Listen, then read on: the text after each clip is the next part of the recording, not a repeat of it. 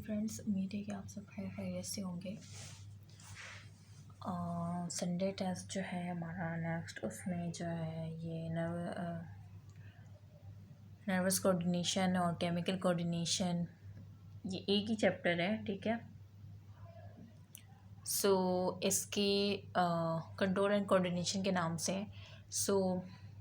ये जो है मैं कोई वीडियो नहीं बना पाई कि काफ़ी मसरूफ़ दिन गुजरे हैं। लेकिन मैं कोशिश करूँगी कि आज और कल जो है बायो का कंप्लीट कराऊँ, उसके बाद केमिस्ट्री और फिज़िक्स। कोशिश तो है मेरी पूरी, लेकिन अगर नहीं हो पाए तो सॉरी फॉर डैट, ठीक है। क्योंकि मेरी तबीयत भी ठीक नहीं थी और मैं बिल्कुल भी टाइम नहीं मिल पाया मुझे। मुझे उम्मीद है कि आप लोग खुद से भी रीडिंग कर रहे होंगे, ठीक है। और ये कोई इतने हार्ड एंड फास्ट चैप्टर तो है ही नहीं। हाँ, बल्कि केमिस्ट्री का तो मैंने पूरा चैप्टर पढ़ा दिया है, बुक की रीडिंग करवा दी है मैंने। प्लेलिस्ट में अगर आप देखेंगे ना, चैप्टर 7 हाइड्रोकार्बन के नेम से होगा, पूरा हो गया। बस बेंजीन के कुछ टॉपिक रहते हैं, बाकी पूरा मैंने करवा दिया है। तो वो वीडियोस लाजमी देख लीजिएगा। केमिस्ट्री आपका कंप्लीट वीडियोस मतलब मैं दे चुकी हूँ, ठीक है। मैंने कम्युनिटी में भी अपलोड कर दी थी, और साथ में मैंने किसका किया था, और बायो की। बायो में जो मैंने नर्वस कोऑर्डिनेशन के बारे में सिन टेक्स्ट बुक से भी पढ़ाया था, उसका पूरा प्रोसेस भी मैंने ग्रुप में भी शेयर किया है और कम्युनिटी में भी, ठीक है। और बाकी फ़िज़िक्स का करवाना है मुझे, और बायोलॉजी का जो रिमेनिंग है। बाकी केमिस्ट्री ऑलमोस्ट कंप्लीट है, ठीक है। ये सारी बातें जो कि मैं बता चुकी हूँ ऑलरेडी वीडियोस में, और बहुत ही कॉमन बातें हैं। तो मैं जो है थोड़ा सा फास्टली मूव करूँगी, क्योंकि टाइम बहुत ज़्यादा कम है, और मैं जिस तरह से पढ़ाती हूँ ना, उस पर काफ़ी टाइम लग जाता है। इस वजह से हम थोड़ा जल्दी मूव करेंगे, और इस वजह से जो है जो कॉमन बातें हैं उस पर हम जल्दी मूव करेंगे, लेकिन जहाँ पे समझाने की बात आएगी वो फिर मैं आप लोगों को ज़रूर समझाऊँगी, ठीक है। मैं ज़रा पानी पी लूँ, फिर स्टार्ट करते हैं। हमें यहाँ से स्टार्ट करना है। Steps involve in nervous coordination, यहाँ से हमें स्टार्ट करना है। स्टार्ट करते हैं। The functional unit of nervous system is, क्या है फंक्शनल यूनिट नर्वस सिस्टम का? मतलब इतनी कॉमन बात है, न्यूरॉन है ना। ये मैं बहुत डिटेल में समझा चुकी हूँ, तो प्लेलिस्ट में अगर जाइएगा और वहाँ पे जो है कंट्रोल एंड कोऑर्डिनेशन के नाम से जो है प्लेलिस्ट बनी होगी, ठीक है, चैप्टर 3 के नेम से। वो देखेगा। तो ये मैंने बहुत डिटेल में न्यूरॉन का स्ट्रक्चर, उसके फंक्शन, सब कुछ बताए हुए। वीडियोस लाजमी देख लीजिएगा कि फंक्शनल यूनिट क्या है नर्वस सिस्टम का। ये तो बच्चा भी बता सकता है न्यूरॉन है, और ये आया भी है ईता 2019 में, ठीक है।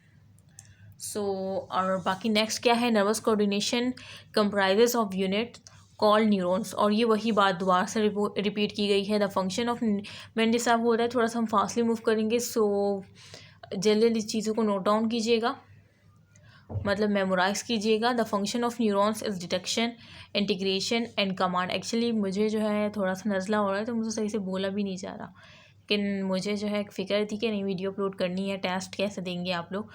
आई नो कि आप लोग अपने एंड पे भी कर रहे होंगे, लेकिन फिर भी मुझे फ़िक्र रहती है कि फ़ंक्शन जो है न्यूरॉन का, वो डिटेक्शन करना, फिर इंटीग्रेशन और फिर कमांड देना, ठीक है, ये फंक्शन है।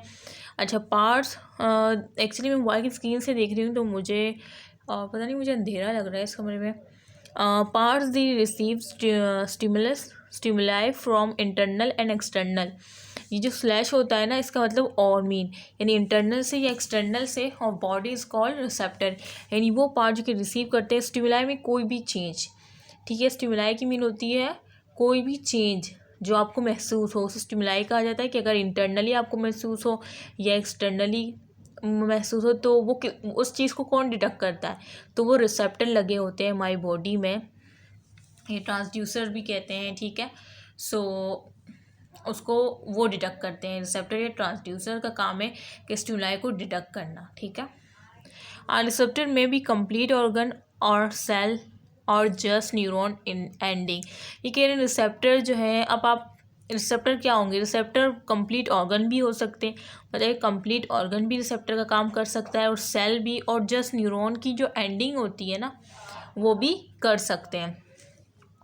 Photo receptor rods and cons detect light stimuli, ये बहुत डिटेल में पढ़ा चुकी हूँ कि जो फोटो रिसेप्टर होते हैं रॉड्स और कौन से डिटेक्ट करते हैं, कौन से, लाइट स्टिमुलाई, जो लाइट मतलब वो स्टिमुलाई, वो चेंज जो लाइट से रिलेटेड हो, उसमें उसको डिटेक्ट करने के लिए कौन से रिसेप्टर होते हैं। जाहिर सी बात है लाइट से रिलेटेड स्टिमुलाई अगर है तो उसको कौन डिटेक्ट करेगा, फोटो रिसेप्टर ही करेगा ना। Photo mean light, receptor mean detect करना, यानी लाइट वाले स्टिमुलाई को लाइट वाले रिसेप्टर ही डिटेक्ट करेंगे, ठीक है।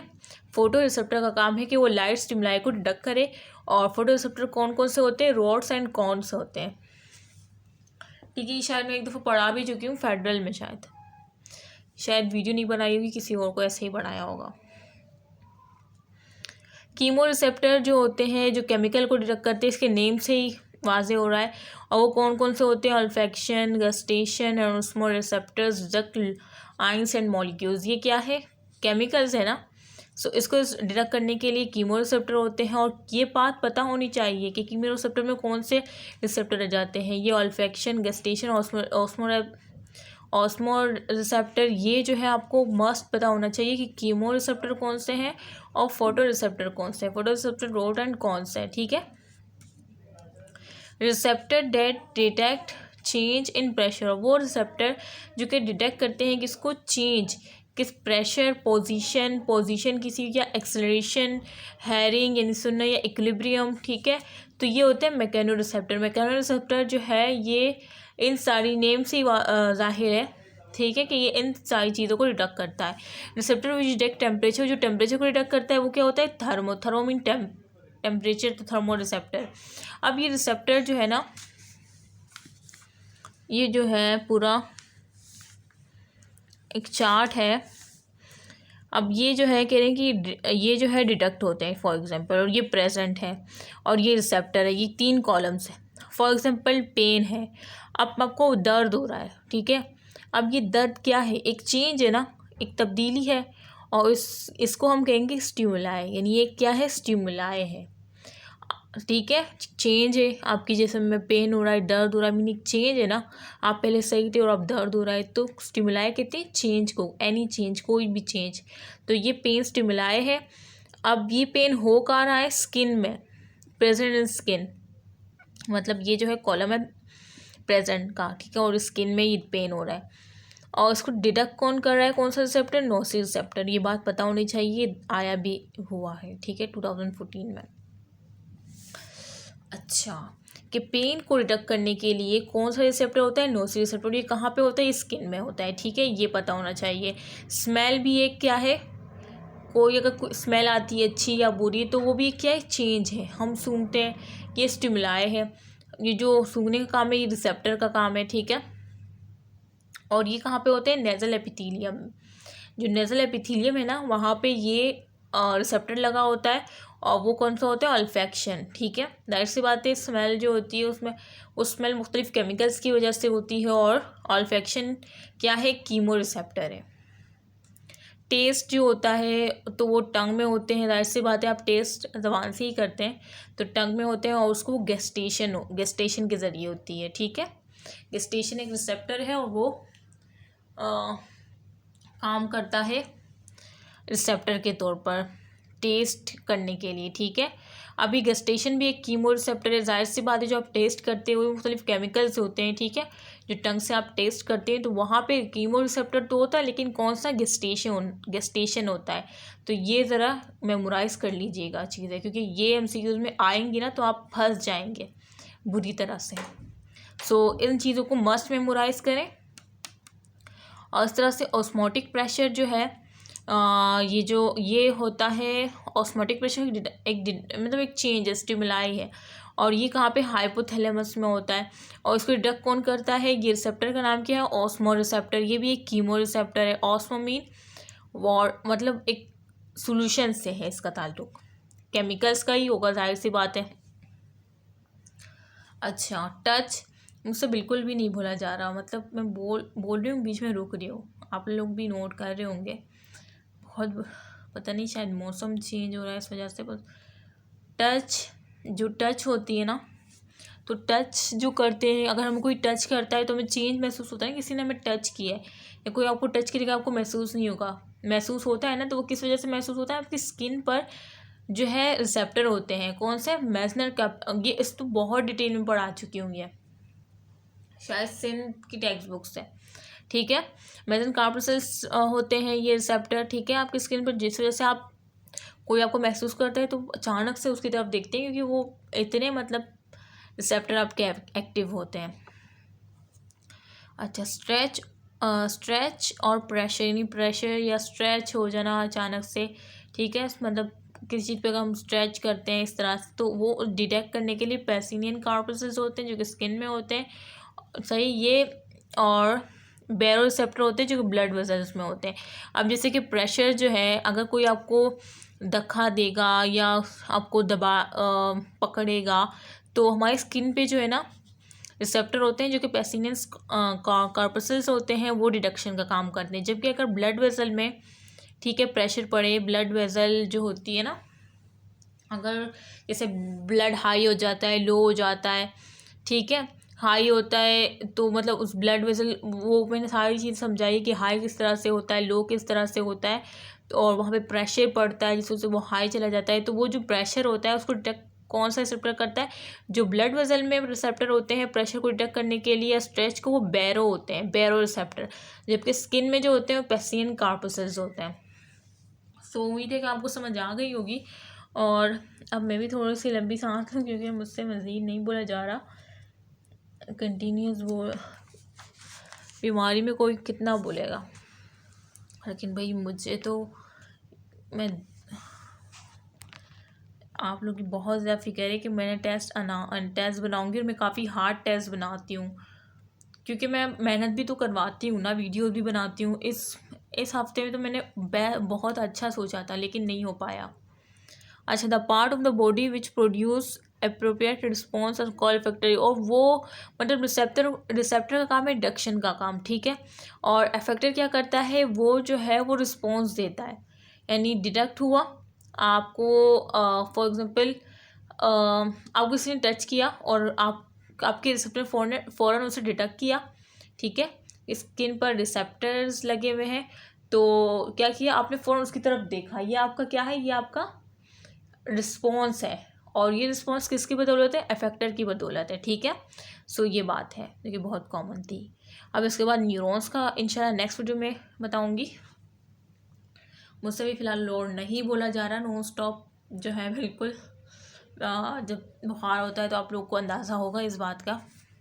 सो प्लीज़ मेरे लिए दुआ कीजिएगा और अपनी तैयारी भरपूर कीजिएगा। इस हफ्ते शायद मैं आप लोग के लिए केमिस्ट्री, तो शुक्र है अल्लाह का कि मैंने वो सारी वीडियोस बनाई हुई है, आप लोग वो ज़रूर देखिएगा, ठीक है। टफ़ बनेगा केमिस्ट्री का, क्योंकि वो मैंने कवर करवाया हुआ है ऑलरेडी। प्लेलिस्ट पे जाइएगा, चैप्टर 7 हाइड्रोकार्बन, सब पूरी रीडिंग आपको मिल जाएगी, ठीक है।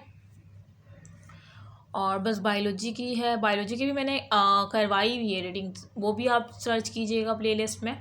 Control and coordination second year biology, उसकी भी मैंने वीडियोस अपलोड की है, और की पॉइंट भी मैं साथ बना रही हूँ, जितना मुझसे हो पा रहा है मैं बनाऊँगी, और साथ में फिज़िक्स का भी करवाऊँगी जितना हो पा रहा है, और टेस्ट भी बनाना होगा। सो प्लीज़ मेरे लिए दुआ कीजिए, अपनी दुआओं में ज़रूर याद रखें, आप लोग की दुआओं की बहुत ज़्यादा ज़रूरत है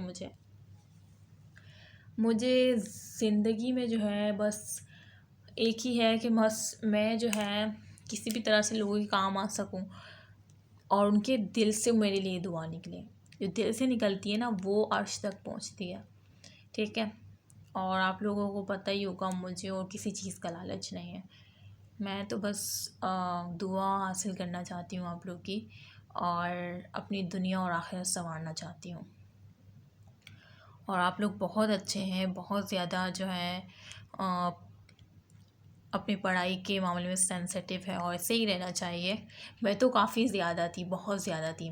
मैं अपने वक्त को याद करती हूँ तो मुझे फ़ील होता है कि मैं काफ़ी ज़्यादा सेंसिटिव थी। आजकल के बच्चों को देख लूँ, मैं अपने बहन भाइयों को देख लूँ, तो मुझे उन पर अफसोस होता है। मैं कहती हूँ तुम लोग कैसे हो। मैं तो बिल्कुल भी मुझे किताबों का कीड़ा कहते थे और अभी भी कहते हैं। मेरी फ्रेंड्स अभी तक कहीं फंक्शन या कहीं प्रोग्राम में मना कर देती हूँ तो वो नाराज़ हो जाती हैं कि बस तुम कब निकलोगी इन सब से। तो ये है बस। ओके, सो डन करते हैं यहाँ तक। इंशाल्लाह नेक्स्ट वीडियो में मुलाकात होगी। मैं कोशिश करती हूँ दवाइयाँ लेके, मैं कोशिश करती हूँ कि हो पाए मुझसे, लेकिन अगर नहीं हो पाया तो मैं मज़ीद वीडियोस बनाऊँगी सुबह में, लेकिन मैं कोशिश करूँगी अभी रात को मैं 3-4 वीडियोस बना दूँ, ठीक है। सो अपना ख्याल रखिएगा, पढ़ाई पर फोकस कीजिएगा, बुक की रीडिंग कीजिएगा, अपने प्रोविंस की लाजमी कीजिएगा, ठीक है। बाकी ये की पॉइंट जो मैं दे रही हूँ ना, इसको ज़रूर कर लीजिएगा, ये पूरे प्रोविंस की बुक्स हैं। सो प्लीज़ सेंसिटिव हो जाए, अपनी पढ़ाई से रिलेटेड अपने माँ बाप के लिए सोचें, अपने जो आपसे बहुत ज़्यादा मोहब्बत करते हैं उनके लिए सोचें कि आपको कुछ करना है। दिन रात एक करके मेहनत करें। मैंने भी की है, हर स्टूडेंट करता है जो कुछ करना चाहता है, ठीक है।